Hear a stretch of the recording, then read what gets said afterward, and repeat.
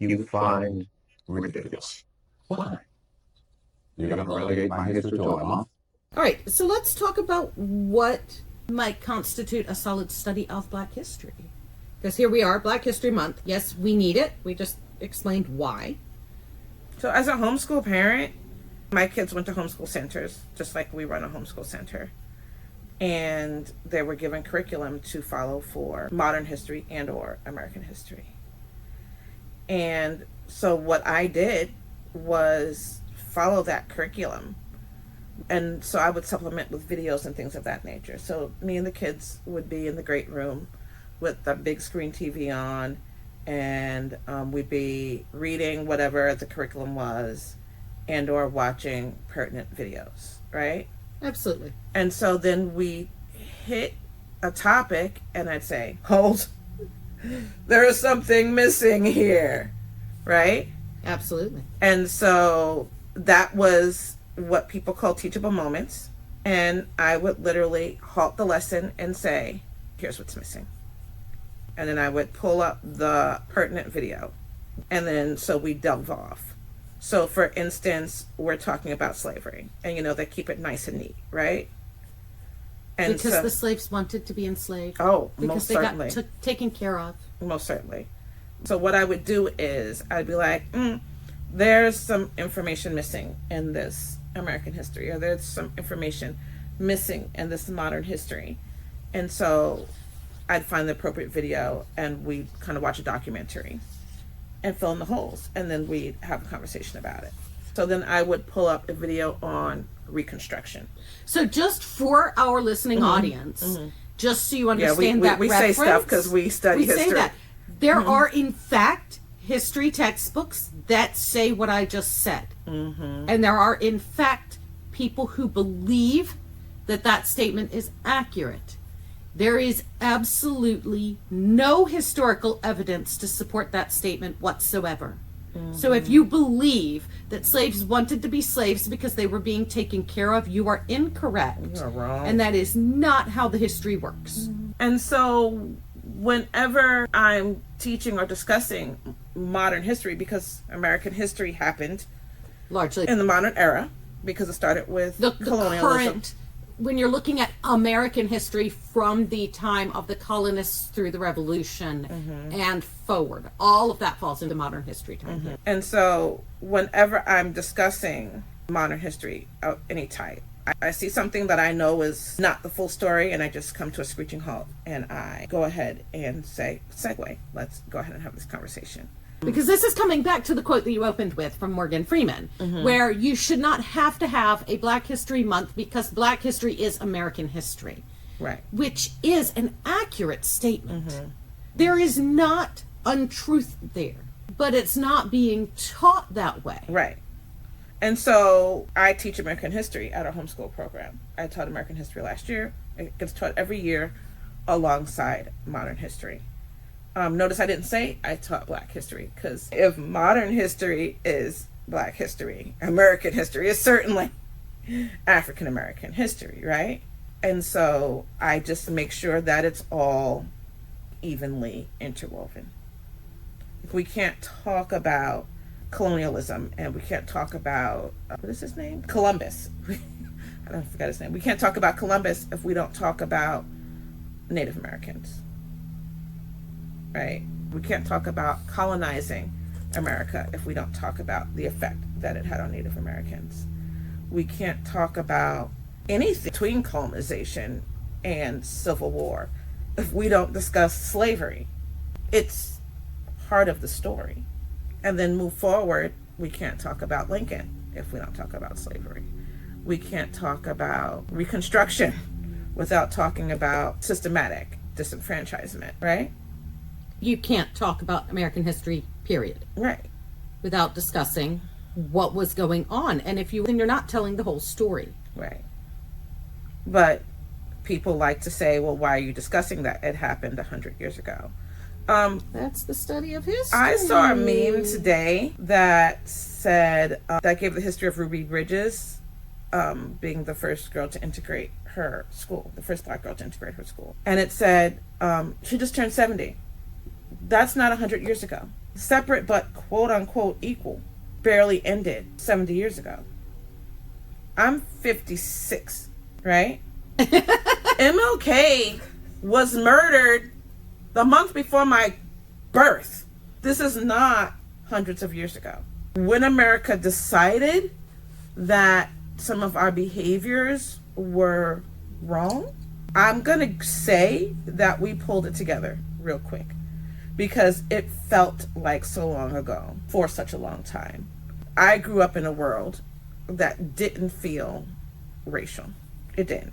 I became an adult in a world that only felt mildly racial. Suddenly, I'm in a world that feels completely racial. And that's where I'm confused. And I think it comes from us not having the conversation, not wanting to discuss the atrocities, not wanting to lay bare the sins of our country so that we can have some kind of reconciliation. Well, and that came out of parents being like, oh, little Timmy feels awful that his ancestors were involved in these things. So you can't talk about this with little Timmy because we wouldn't want to hurt his feelings. But what about Timothy? That was never part of the conversation. He needs to hear it too. He does need to hear it. Oh. But there are also Black parents that say, don't tell my children that their ancestors were slaves. Yes. So this is not a white and Black conversation. It is, but in some ways it is not. You get the same story from both sides of the spectrum for different reasons. That being said, the push to not teach the history is dangerous and disingenuous for everybody involved. It is. Regardless of why you're saying that should be the case. And so I am of the opinion that if I'm going to talk about history, fortunately I know my history. So as I'm going through the timeline, because you tell history like a story if you have any good sense, you tell an order that happened, and you reach a certain point and you go, something's missing, and you fill it in, which is why we are writing history books, because we want to make sure that the entire story is in there. I don't believe in writing for the sake of writing. I didn't want to write a curriculum because we wanted a curriculum with our names on it. No. We started writing curriculum because nobody was telling the whole story. And people who were telling the whole story were maybe going a little overboard. But even then, they weren't, the who were telling the bad parts weren't talking about the good parts. Right. And the people weren't talking about the bad parts. Right. And so we want a full, But that doesn't give you the whole picture. evenly told story to the best of our ability. Because here comes in, and we'll, I'm sure, cover this again later, because we've got plans to do an entire segment in a video on things that annoy us about history. And one of my biggest annoyances about history is the fact that people use it. As a weapon. Well, they use it as a weapon, but they use actual facts to say something that's not what happened. They manipulate it. They pick and choose the parts that they want to talk about, and they use it to shape their narrative. Well, in every lie is enough truth to convince people to listen to it. I think when I studied Chinese history in Korea, Oh, that had to be fascinating. it was because I got to hear the view of America from a whole other side of the world. And I always questioned history in general because as a kid, I'm That's just brilliant. like, these people weren't alive, so how do they know? So I questioned it for a different reason. But as I got older, I understood. And I still question it, but I always questioned history. But I feel like I always felt that our society, and it felt like it was confirmed when I took history in Korea, is that we're not trained or encouraged to learn from the history. We're just being taught it, and no one is like, we're telling you this to learn from it. No one's trying to hurt your feelings. No one's trying to say, oh, this person is bad or this and that. Saying what they did contributed to this, so let's learn from it and move forward. And this is the way that history's taught, and this is part of the problem. I don't know that it's taught this way as much anymore. Because I remember getting the moral of this story is. Well, you did when you studied the Holocaust. Yes, he was an excellent teacher. because that was his thing. Yeah, there were a lot of tears. So, the way that history historically has been taught is we need to learn about these people who influenced history. And we need to learn about these dates and these events. And so you memorize a bunch of random Useless information stuff you can look up. of here was this person, here was this date, here was this event. And you're tested on that knowledge.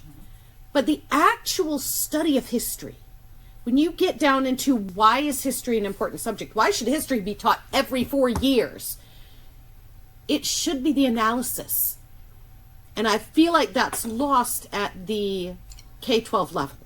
I feel like you get that if you go into history in college, but K-12, you probably are getting some of it in an AP class, but you need to be able to analyze the events, to analyze the actions of people, to understand how and why things happened. Because if you're not getting that, you're only getting half of the story. And the history is not all that terribly important if you don't understand the why. And these kids they're perfectly capable of digesting this. Some of my most memorable moments in teaching history was a child telling me to stop lying. And what were we even talking about? I don't remember We that were one. talking about Reconstruction. And I tried to end the conversation on a positive note. Oh, and I was like, yeah. but it's okay now. We're all doing so much better. And young man looked at me and said, stop lying. Now, you would think that a young black child had looked at me and said, stop lying. Nope. A young white child looked at me and said, that's real cute, but it's not better. There are still things being said. There are still people having some pretty horrible conversations where race is concerned. We are not past this. And I had to go home and lie down and really think about what had been said, because his worldview is different than mine. The people he was exposed to are different than the people I'm exposed to. And so he's still hearing in everyday conversations, racial things that maybe I wasn't even aware of. And I think at the end of that lesson, we ended the conversation saying, maybe the way to move past race is to not just make friends with people that are different than you. Make family with people that are different than you. Spend serious quality time with people that are different than you. Spend nights at their homes, eat together, do activities together, because the only way you'll know how a people group really are, because people like to go in and vilify people groups, right? So the only way for you to really know how a people group really is to experience that people group. Go get yourself invited to the cookout. Be a person worthy of being invited to the cookout.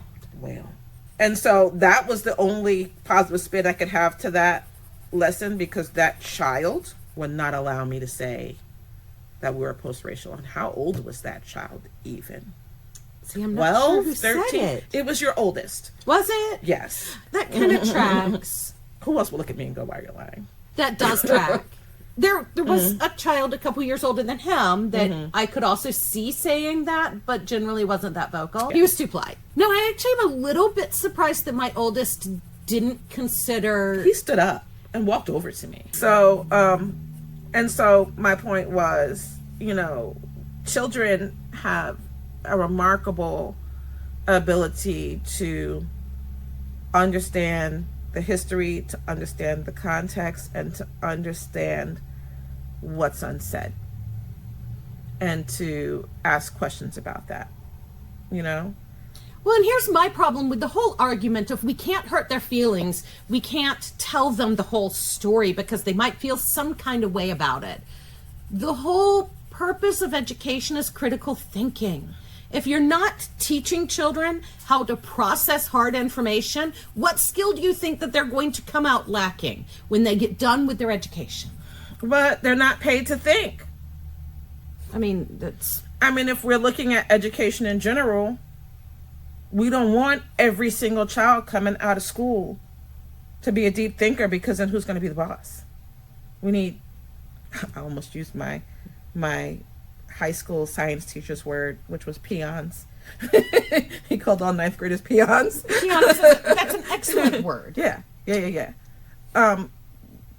If everyone is brilliant and thinking, do you know what I mean?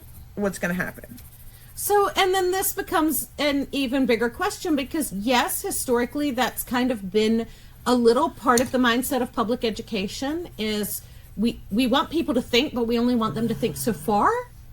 Like, we only want them to think about the right things to think about. We only want them to think about the things that are better for society as a whole.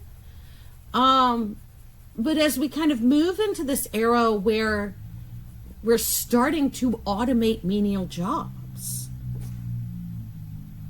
Everyone needs to be able to think everyone critically. needs to be able to think critically, because we're at a cusp of a gateway into an entirely different kind of civilization. And that could be an entirely tyrannical civilization where more than half of the world can't eat while everybody else enjoys the spoils that they have gathered. Or it could be an enlightened Star What did Trek they say era. about potato famine today? Yeah. The potato famine wasn't actually a famine. It's not how that worked. The whole purpose was to reduce the size of the Irish population from the rest of the British Isles, and the potatoes were not growing. They were being sent elsewhere for other people's edification. Yeah, they weren't being allowed to eat the potatoes that they were, in fact, growing. Right. Because Okay, other people needed this. so let's bring this back around to Black history. Go for We it. started with Morgan Freeman and we worked backwards. Oh, speaking of people whose quotes are taken out of context. Okay. Yeah, go for it. I had a dream that one day little brown boys and little brown girls. That was how we ended the speech? That was him projecting forward? Oh, that wasn't the whole thing? Having a Like, dream? kumbaya, let's all sit around and be content with each other? That was not the point? No, that's not what he was saying? He was telling us how to get there, and it wasn't cute because he was specifically saying that in order to gain full equality, we needed to start working on economic equality. And in order to work on economic equality, we had to start boycotting major brands. He said we had to boycott Coca-Cola. And he said we had to boycott, what's the name of that bread? Yeah, Wonder. And he said we had to make them feel the same pain, because the only people feeling pain right now were the garbage collectors. I don't know what was happening with the garbage collectors, but they were feeling pain right now. And we had to make these large corporations who were advocating for racism to continue to feel pain. We had to hit them. They were in the advocating for purse. maintaining the status quo, Right. which might sound familiar in current context. And Well. before anybody tells me that, well, what's happening is a full dismantling of the status quo, the departments that are being destroyed are the ones that are investigating the person destroying those departments. So we are absolutely doubling down on the status quo, and people who think otherwise are not paying attention. Right. And so ML, before he died, gave this big speech and ended it with the I Have a Dream speech, which he had also done it previously. So people, as he got to the end of that speech where he was saying, what we have to do is boycott these custom companies and we have to hit them in the pocket. And then someone was like, tell about your dream. And then he went back into the I Have a Dream speech. And he said it again, and that was the big time, the big hoorah. And that's what everyone likes to push forward, because he had a dream that Mary and I were going to be sitting here next to each other drawing. And he had a dream that we were also going to be on the same level economically. And We are. but in general, if you take 100 of you and 100 of me, Right. it's not going to be that way.